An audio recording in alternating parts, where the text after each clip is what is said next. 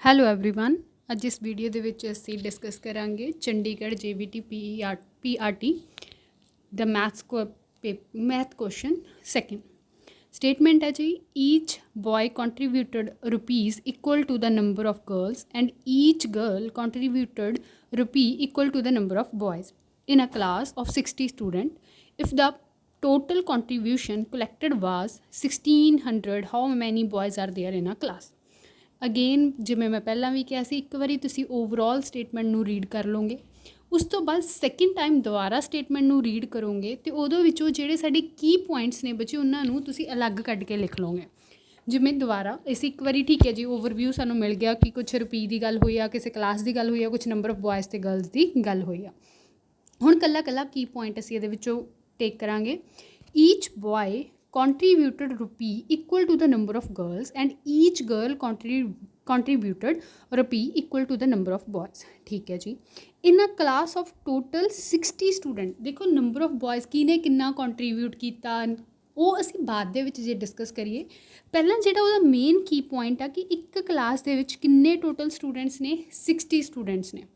Then ਹੁਣ ਜੇ 60 students ਨੇ ਬੱਚੇ ਹੁਣ ਅੱਗੇ ਐਗਜ਼ੰਪਸ਼ਨ ਦੇਖੋ ਨੰਬਰ ਆਫ ਗਰਲਸ ਨੇ ਬॉयਜ਼ ਨੇ ਕਲਾਸ ਦੇ ਵਿੱਚ ਦੋਨੋਂ ਹੀ ਤਰ੍ਹਾਂ ਦੇ ਨੇ ਗਰਲ ਅਤੇ ਬॉयਜ਼ ਦੀ ਗੱਲ ਹੋਈ ਆ। ਅਸੀਂ ਆਪਣੇ ਵੱਲੋਂ ਨੰਬਰ ਲੈਟ ਕਰ ਲਿਆ ਕਿ ਲੈਟ ਨੰਬਰ ਆਫ ਗਰਲਸ ਸਾਡੇ ਕੋਲ ਕਲਾਸ ਦੇ ਵਿੱਚ ਕਿੰਨੇ ਨੇ ਜੀ y ਨੰਬਰ ਆਫ ਗਰਲਸ ਹੈਗੀਆਂ y ਅਤੇ ਨੰਬਰ ਆਫ ਬॉयਜ਼ ਹੈਗੇ ਨੇ ਸਾਡੇ ਕੋਲ ਕਲਾਸ ਦੇ ਵਿੱਚ x। ਠੀਕ ਹੁਣ ਕਹਿ ਰਿਹਾ ਕਹਿੰਦਾ ਦੋਹਾਂ ਨੂੰ ਮਿਲਾ ਕੇ ਟੋਟਲ ਕਿੰਨੇ ਹੋਏ 60 ਇਸ ਦਾ ਮਤਲਬ x + y ਟੋਟਲ ਨੰਬਰ ਮੇਰੇ ਕੋਲ ਕਿੰਨਾ ਜੀ 60। ਇਹ ਹੋ ਗਿਆ ਮੇਰੀ ਫਸਟ ਇਕੁਏਸ਼ਨ। ਦੇਖੋ ਜੀ ਮੈਂ ਕਿਨੇ ਕਿੰਨਾ ਕੰਟਰੀਬਿਊਟ ਕੀਤਾ ਇਹ ਤਾਂ ਨਹੀਂ ਬਸ ਇੱਕ ਮੇਨ ਕੀ ਪੁਆਇੰਟ ਫੜਿਆ ਸਟੇਟਮੈਂਟ ਦੇ ਵਿੱਚੋਂ ਜੋ ਮੈਨੂੰ ਈਜ਼ੀ ਲੱਗਿਆ ਉਹ ਸੀਗਾ ਕਿ ਟੋਟਲ ਸਟੂਡੈਂਟਸ ਕਿੰਨੇ ਨੇ 60। ਹੁਣ ਟੋਟਲ ਨੇ ਇਸ ਦਾ ਮਤਲਬ ਦੋਹਾਂ ਨੂੰ ਮਿਲਾ ਕੇ ਹੋਣਗੇ ਗਰਲਸ ਨੂੰ ਵੀ ਅਤੇ ਬॉयਜ਼ ਨੂੰ ਵੀ। ਮੈਂ ਗਰਲਸ ਨੂੰ y ਮੰਨ ਲਿਆ ਅਤੇ ਬॉयਜ਼ ਨੂੰ x ਮੰਨ ਲਿਆ ਤਾਂ x + y ਮੇਰੇ ਕੋਲ ਕਿੰਨਾ ਹੋਇਆ 60 ਡਨ। ਹੁਣ ਅੱਜ ਦੁਬਾਰਾ ਅਸੀਂ ਉਹੀ ਲਾਈਨ 'ਤੇ ਆਉਂਦੇ ਹਾਂ। If the total contribution collected ਵਾ 1600 ਦੇਖੋ ਹੁਣ ਜਿਹਨੇ ਜਿੰਨੀ ਕਲੈਕਸ਼ਨ ਕੀਤੀ ਉਹ ਸਾਰੀ ਕਲੈਕਸ਼ਨ ਦਾ ਟੋਟਲ ਕਿੰਨਾ ਆਇਆ 1600 ਆਇਆ। ਠੀਕ ਹੈ ਜੀ 1600 ਮਤਲਬ ਸੈਕਿੰਡ ਜਿਹੜਾ ਮੇਰੇ ਕੋਲ ਸਟੇਟਮੈਂਟ ਬਣੂਗੀ ਉਹ ਇਹ ਤੋਂ ਹੀ ਬਣੂਗੀ ਕਿ ਕੰਟਰੀਬਿਊਸ਼ਨ ਕਿੰਨੀ ਹੋਈ ਆ ਉਹ ਹੋਈ ਆ 1600। ਹੁਣ ਪਹਿਲੀ ਲਾਈਨ 'ਤੇ ਦੁਬਾਰਾ ਆਓ ਬੱਚੇ ਕਹਿੰਦਾ each boy contributed rupee equal to the number of girls. ਪਹਿਲੀ ਲਾਈਨ ਤੋਂ ਜੇ ਆਪਾਂ ਫੜੀਏ ਉਹ ਕਹਿ ਰਿਹਾ ਜਿੰਨੇ ਵੀ ਕਲਾਸ 'ਚ ਬॉय ਨੇ ਉਹਦੇ ਵਿੱਚੋਂ ਹਰ ਬॉय ਨੇ ਜਿੰਨੀਆਂ ਨੰਬਰ ਆਫ ਗਰਲਸ ਨੇ ਉਹਨਾਂ ਦੇ ਇਕੁਅਲ ਅਮਾਊਂਟ ਦੇ ਲਈ ਇਕੁਅਲ ਅਮਾਊਂਟ ਦੇ ਨਾਲ ਕੰਟਰੀਬਿਊਟ ਕੀਤਾ। ਹੁਣ ਕਿਵੇਂ ਬਣਿਆ ਕੀ ਬਣਿਆ ਇਗਜ਼ਾਮਪਲ ਦੇ ਰਹੀ ਹਾਂ ਬੱਚੇ ਉਰੇ ਨਹੀਂ ਤੁਸੀਂ ਇਹਨੂੰ ਅਪਲਾਈ ਕਰਨਾ ਐਗਜ਼ਾਮਪਲ ਦੇ ਥਰੂ ਜੇ ਸਮਝੀਏ। ਮੰਨ ਲਓ ਕਲਾਸ ਦੇ ਵਿੱਚ ਮੇਰੇ ਕੋਲ 10 ਬॉयਜ਼ ਨੇ ਅਤੇ 5 ਗਰਲਸ ਨੇ। ਕਹਿਣ ਦਾ ਮੀਨਿੰਗ ਕੀ ਆ ਕਹਿੰਦਾ ਜਿਹੜੇ ਇਹ 10 ਬॉयਜ਼ ਨੇ ਨਾ ਹਰ ਬॉय ਹਰ ਬੰਦਾ ਨੰਬਰ ਆਫ ਗਰਲਸ ਦੇ ਜਿੰਨਾ ਕੰਟਰੀਬਿਊਟ ਕਰ ਰਿਹਾ ਮਤਲਬ ਨੰਬਰ ਆਫ ਗਰਲਸ ਕਿੰਨੀਆਂ ਹੋ ਗਈਆਂ ਮੇਰੇ ਕੋਲ 5 ਤਾਂ ਕਿੰਨਾ ਕੰਟਰੀਬਿਊਟ ਕਰ ਰਿਹਾ 5 ਰੁਪਏ ਕੰਟਰੀਬਿਊਟ ਕਰ ਰਿਹਾ ਹਰ ਪਰਸਨ ਸੈਪਰੇਟਲੀ। ਮਤਲਬ ਜੇ 10 ਨੇ ਤਾਂ 10 ਦੇ 10 5 ਜਿਹੜੇ ਨੇ ਉਹ ਕੰਟਰੀਬਿਊਟ ਕਰਨਗੇ। ਹੁਣ ਦੇਖੋ ਇੱਥੇ ਦੇ ਕੇਸ ਦੇ ਵਿੱਚ ਸਾਨੂੰ ਇਹ ਤਾਂ ਪਤਾ ਨਹੀਂ ਗਿਆ ਕਿ ਕਿੰਨੇ ਨੰਬਰ ਆਫ ਬॉयਜ਼ ਅਤੇ ਕਿੰਨੇ ਨੰਬਰ ਆਫ ਗਰਲਸ ਨੇ ਅਸੀਂ ਲੈਟ ਕੀਤਾ ਹੋਇਆ। ਹੁਣ ਮੈਂ ਲੈਟ ਕਿੰਨਾ ਕੀਤਾ ਕਹਿੰਦਾ x ਨੰਬਰ ਆਫ ਬॉयਜ਼ ਨੇ ਨੰਬਰ ਆਫ ਗਰਲਸ ਕਿੰਨੀਆਂ ਨੇ y ਇਸ ਦਾ ਮਤਲਬ x ਦੇ x ਜਾਣੇ ਕਿੰਨਾ ਕੰਟਰੀਬਿਊਟ ਕਰ ਰਿਹਾ ਹਰ ਬੰਦਾ y ਰੁਪਏ ਕੰਟਰੀਬਿਊਟ ਕਰ ਰਿਹਾ। ਜਿਵੇਂ ਹਰ ਪਰਸਨ 5 ਰੁਪਏ ਦੇ ਰਿਹਾ ਸੀ ਤਾਂ ਟੋਟਲ ਅਮਾਊਂਟ ਕਿੰਨੀ ਬਣੀ 10 × 5 ਮਤਲਬ ਸਾਰੇ ਬॉयਜ਼ ਨੇ ਮਿਲ ਕੇ ਕਿੰਨਾ ਕੰਟਰੀਬਿਊਟ ਕੀਤਾ 50 ਰੁਪਏ। ਇਸੇ ਤਰ੍ਹਾਂ ਜੇ x ਬॉयਜ਼ ਨੇ ਹਰੇਕ ਨੇ y ਰੁਪਏ ਸਾਨੂੰ ਦਿੱਤੇ ਤਾਂ ਟੋਟਲ ਕੰਟਰੀਬਿਊਸ਼ਨ ਕਿੰਨੀ ਹੋ ਜੂ x × y ਤਾਂ ਕਿੰਨਾ ਹੋ ਗਿਆ xy। ਹੁਣ ਅਗਲੀ line each girl contribute rupee equal to the number of boys ਕਹਿੰਦਾ ਹੁਣ ਜਿੰਨੀਆਂ ਵੀ ਕੁੜੀਆਂ ਨੇ ਕਲਾਸ ਦੇ ਵਿੱਚ ਉਹ ਮੁੰਡਿਆਂ ਜਿੰਨਾ ਹੀ ਕੰਟਰੀਬਿਊਟ ਕਰ ਰਹੀਆਂ ਨੇ ਮਤਲਬ ਨੰਬਰ ਆਫ ਬॉयਜ਼ ਜਿੰਨਾ। ਅਗੇਨ ਇਹੀ ਐਗਜ਼ਾਮਪਲ 'ਤੇ ਜਿਵੇਂ ਦੁਬਾਰਾ ਇਹ ਥੋੜ੍ਹਾ ਸੈਪਰੇਟ ਕਰ ਲਓ। ਮੰਨ ਲਓ 11 ਕੁੜੀਆਂ ਨੇ ਜੀ ਕਲਾਸ 'ਚ ਅਤੇ 6 ਮੁੰਡੇ ਨੇ ਹਰ ਕੁੜੀ ਕਿੰਨੇ ਰੁਪਏ ਕੰਟਰੀਬਿਊਟ ਕਰੂਗੀ ਫਿਰ 6 ਰੁਪਏ ਕੰਟਰੀਬਿਊਟ ਕਰੂਗੀ ਤਾਂ ਟੋਟਲ ਕਿੰਨੀ ਕੰਟਰੀਬਿਊਸ਼ਨ ਹੋ ਜੂਗੀ 11 × 6 66 ਹੋ ਜੂਗੀ। ਸਿਮਿਲਰ ਜੇ ਇਹੀ ਕੇਸ ਨੂੰ ਆਪਾਂ ਉਰੇ ਅਪਲਾਈ ਕਰੀਏ ਕਹਿੰਦਾ ਨੰਬਰ ਆਫ ਗਰਲਸ ਕਿੰਨੀਆਂ ਸੀ y ਨੰਬਰ ਆਫ ਬॉयਜ਼ ਕਿੰਨੇ ਸੀ x ਹਰੇਕ ਗਰਲ ਕਿੰਨਾ ਕੰਟਰੀਬਿਊਟ ਕਰ ਰਹੀ ਆ x ਇਸ ਦਾ ਮਤਲਬ ਟੋਟਲ ਕੰਟਰੀਬਿਊਸ਼ਨ ਕਿੰਨੀ ਹੋ ਗਈ yx। ਤਾਂ ਬੱਚੇ ਟੋਟਲ ਹੁਣ ਜੇ ਆਪਣੀ ਸਟੇਟਮੈਂਟ ਨੂੰ ਅਸੀਂ ਦੁਬਾਰਾ ਕੰਬਾਈਨ ਕਰੀਏ ਕਹਿੰਦਾ ਇੱਕ ਐਕਸ ਨੰਬਰ ਆਫ ਬॉयਜ਼ ਸੀ ਉਹਨੇ ਕਿੰਨੇ ਕੰਟਰੀਬਿਊਟ ਕੀਤੇ y ਤਾਂ ਇਸ ਦਾ ਮਤਲਬ ਟੋਟਲ ਅਮਾਊਂਟ ਕਿੰਨੀ ਹੋ ਗਈ xy। ਤੇ ਨੰਬਰ ਆਫ ਗਰਲਸ ਕਿੰਨੀਆਂ ਸੀ y, ਹਰੇਕ ਨੇ ਕਿੰਨਾ ਕੰਟਰੀਬਿਊਟ ਕੀਤਾ x ਕੰਟਰੀਬਿਊਟ ਕੀਤਾ, ਤਾਂ ਦੋਹਾਂ ਨੂੰ ਮਿਲਾ ਕੇ ਟੋਟਲ ਕੰਟਰੀਬਿਊਸ਼ਨ ਕਿੰਨੀ ਹੋਊਗੀ ਮੇਰੇ ਕੋਲ 1600। ਇਹ ਹੋਗੀ ਸੈਕਿੰਡ ਸਟੇਟਮੈਂਟ।